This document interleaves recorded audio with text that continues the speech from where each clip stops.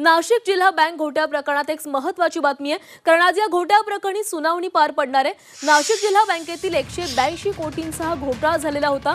29 माजी संचालकांवर आज जबाबदारी निश्चिती केली जाणार आहे। 15 अधिकारी आणि कर्मचाऱ्यांवर ही जबाबदारी निश्चित असेल।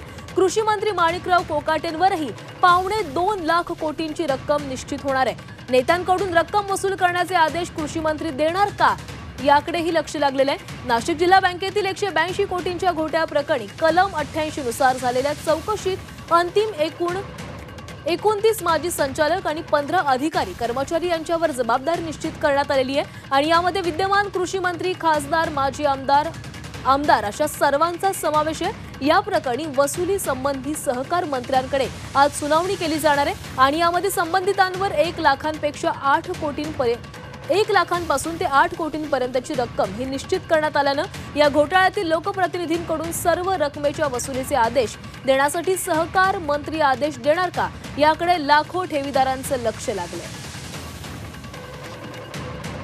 तर या संदर्भात अधिक बोलणार आहोत। आमचे प्रतिनिधी योगेश खरे आपल्यासोबत जोडले गेलेत। योगेश, नाशिक जिल्हा बँकेमध्ये जो घोटाळा झालेला होता त्या घोटाळ्या संदर्भात आज महत्त्वाची सुनावणी आहे आणि त्या संदर्भामध्ये आज ज्यांना दोषी ठरवण्यात आलेले आहे ते 29 संचालक, त्यांच्यावर जबाबदार निश्चिती केली जाणार आहे। काय अधिकची माहिती आहे?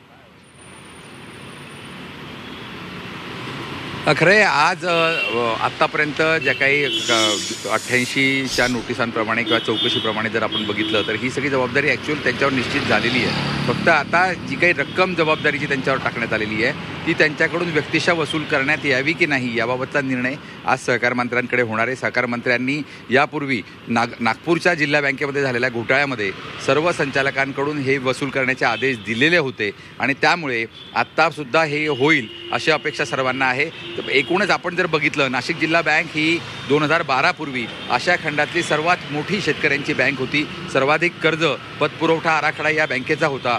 मात्र 2012 नंतर या बँकेचे पूर्ण 12 वाजले असं म्हणायला हरकत नाही।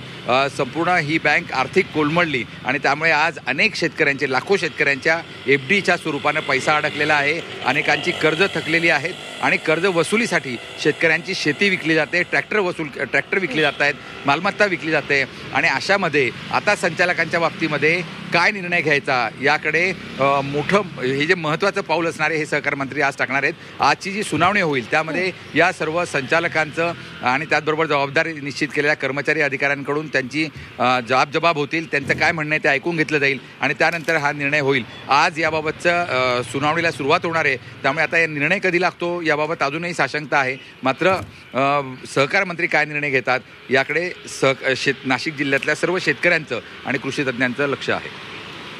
नक्कीच योगेश, तरी खरं तर महत्त्वाची सुनावणी आहे आणि या सुनावणीकडे सर्वांचंच लक्ष लागलेलं आहे, त्यामुळे सहकार मंत्री नेमके काय आदेश देणार याकडे देखील लक्ष लागलेलं आहे। धन्यवाद तुम्ही दिलेल्या सविस्तर माहितीसाठी। तर बघतोय आपण विद्यमान कृषी मंत्री, आमदार, माजी आमदार तसंच अनेक आमदारांचा या सर्वांचा यामध्ये समावेश आहे आणि या प्रकरणी वसुली संबंधी सहकार मंत्र्यांकडे आज सुनावणी केली जाणार आहे आणि यामध्ये संबंधितांवर 1 लाखांपासून 8 कोटींपर्यंतची ही रक्कम निश्चित केली जाणार आहे।